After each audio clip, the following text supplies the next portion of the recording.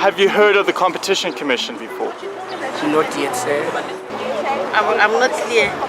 It's a government-established agency that is there to monitor fair practices in the market economy.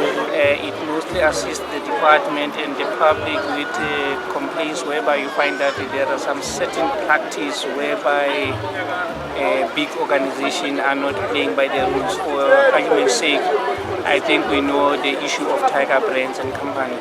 Have you ever heard of any cases like the bread cartel? Not really. Come again? First, it was the collusion between our big bread producers. The second one was in the construction industry. Do you know what a cartel is? No, what is that? Cartels. The only interesting one for me was the one for bread. For obvious reasons, yeah. If there's no competition, people will just, we don't have any choice. It makes companies not taking us for a ride. For 15 years, South Africa's competition authorities, the Competition Commission and Tribunal, have played an active role in improving our country's economic environment. Sadly, South Africa is plagued by two social ills: inequality and unemployment. With a history of apartheid, this saw many South Africans disadvantaged, with economic power concentrated into the hands of a select few. The competition authorities were established as part of a package of reforms to transform the South African economy. The dawn of the new millennium gave birth to the competition authorities. Well, the Competition Commission is a body that's tasked to make sure that the South African economy is competitive. I'll give you an example. If you have only 2 bakers and those bakers were going to merge, then you are only going to have 1 baker. Once you have 1 baker, it can charge whatever price. There are also things that people are not allowed to do, such as fixing pricing. So if we have allegations like that, we will investigate them and we will prosecute them. The tribunal, quite simply, is the court of the competition system. And we hear the cases. I mean, there are 2 types of cases we get. We get merger cases and we get prohibited practice cases. And we've got to decide whether we should clear a merger, clear it with conditions, or in a prohibited practice case, we decide whether somebody's contravened the act, and if they have, what the remedy is. So in the early days, for example, the corporate leniency policy was already drafted and contemplated. After having learned the lessons, hard lessons of the first 5 years, the policy was refined and brought enormous successes. Soon after its inception, the Commission discovered that cement giants were involved in a cartel. The Competition Commission has raided the offices of 4 of the major cement producers. The Commission says despite fluctuations in demand and input costs, producer prices of cement have been increasing every 6 months at levels far above the producer price index. If the firms are found to have operated anti-competitively, they will be prosecuted. The companies are also being investigated by competition authorities in other countries. The Commission, in its early stages in life, started to investigate the sector on the basis of suspicions, conducted dawn raids, but was completely unsuccessful. Its dawn raids were deemed unlawful. We entered the premises of the company very excited, called a press conference at their parking lot. We lied about why we were entering, but we were looking for information, so it was early days. Many years after, about 8 years after, we launched a new investigation into cement, and guess what? We still found that the cartel was continuing. Our study shows that consumers, as a result of the dismantling of that cartel, we've saved them about 6 billion rands. The next step forward saw the Commission resolve one of the most notable cases in its history, that of Hazeltow and others against GlaxoSmithKline South Africa and Boehringer Ingelheim. One of many South Africans battling HIV, Hazel and others became victims of not just the virus, but the unaffordable prices of its treatment. That's a good story to tell. I feel very great and honored, and to be given the chance to lead such a very big challenge of people who wanted treatment. And it was not them alone, it was me as well who wanted that treatment. And for me, it makes me feel good when I see people accessing treatment. The impact is real. I mean, the impact is really about lives. I'm very, very proud to see the prices of antiviral drugs falling from the levels at which they were. Hazel Tao is alive and well today, together with many HIV-positive South Africans who live healthier, longer lives.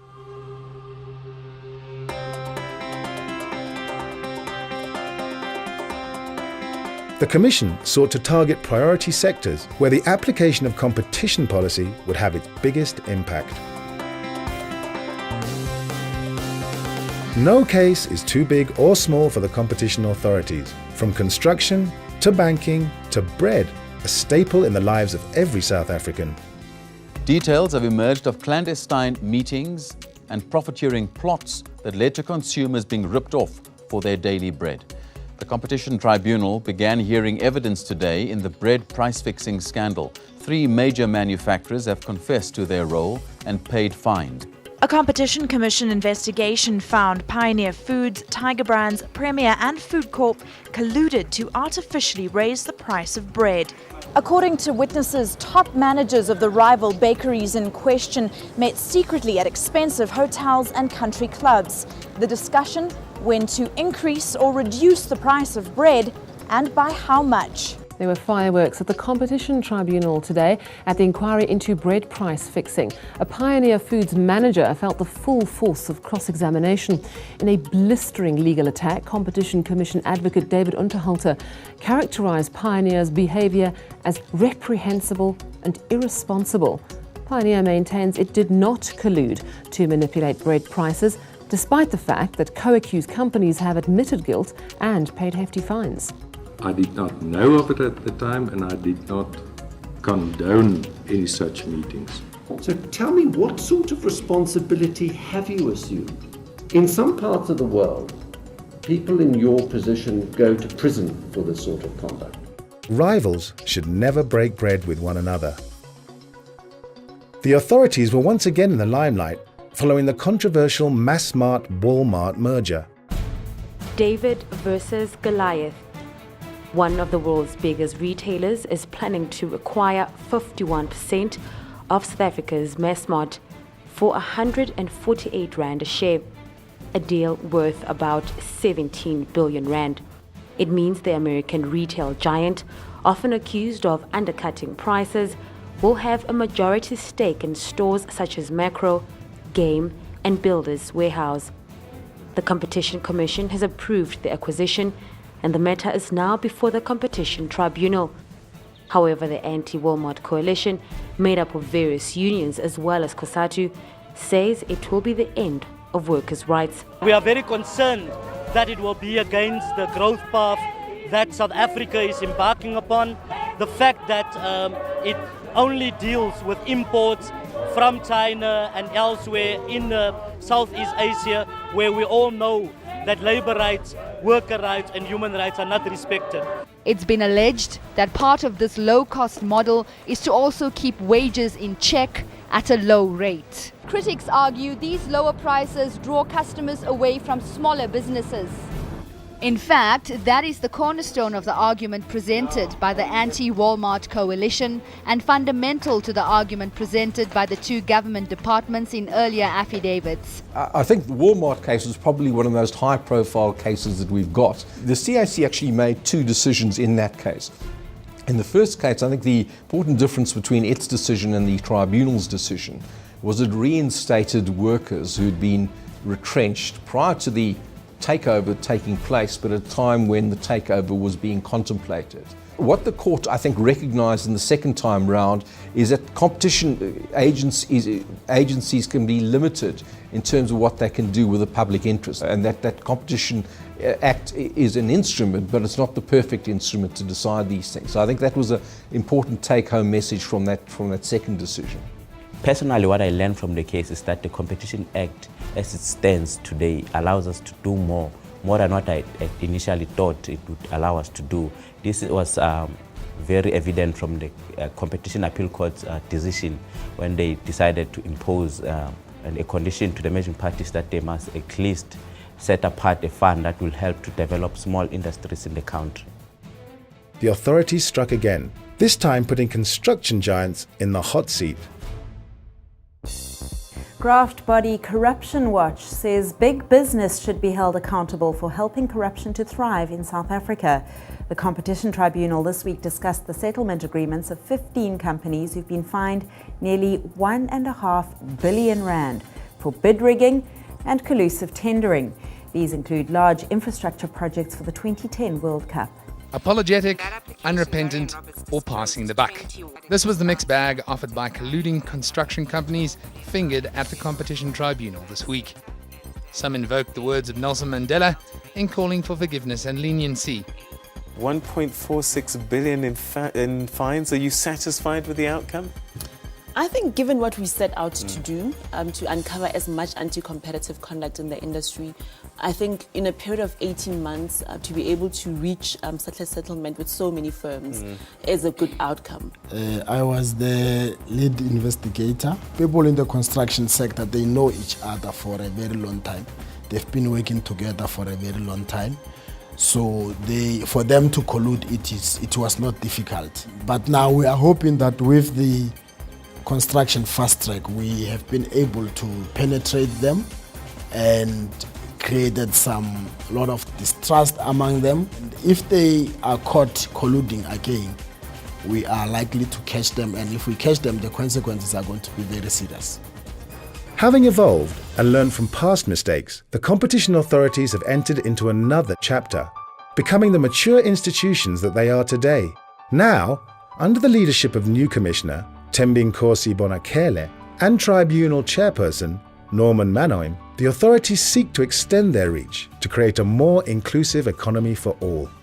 There are certain sectors that we know are big in generating jobs, very high labor absorption rate, but those sectors might not do well because of competition problems. I would like to position the Commission in such a way that it's able to firstly identify these bottlenecks. How can you resolve those problems? How long will it take you to resolve those problems? What kind of partners do you need in order to be able to resolve those problems?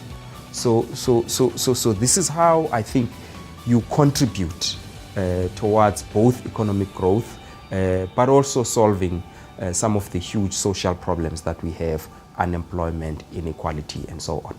From the Commission side, I have the greatest of confidence that it is going to continue in its courage and proactivism. I think it defines the Commission, and if you look at its people and its culture, you're already seeing early indications that it's going to go in that direction. I think we're starting to do things much better than we did before. You know, I think our merger control is much more efficient and much more rational than it was before. The cartel and collusion cases, I think, are being very, very well handled by the Commission, and I think people out in the marketplace know that we take no nonsense around these issues. And you must, if you're caught out with a cartel, you must try and settle with the Commission. There are indeed mammoth challenges ahead. The market inquiry on private healthcare has seen an independent panel and a team of experts appointed to explain the drastically increasing prices of this sector, aiming to improve its competition. Regardless, the competition authorities aims to be relevant to all South Africans, rich and poor alike, to those who understand what the competition authorities are about and those who do not. The Competition Commission and the Competition Tribunal, celebrating 15 years of promoting competition, efficiency and inclusivity.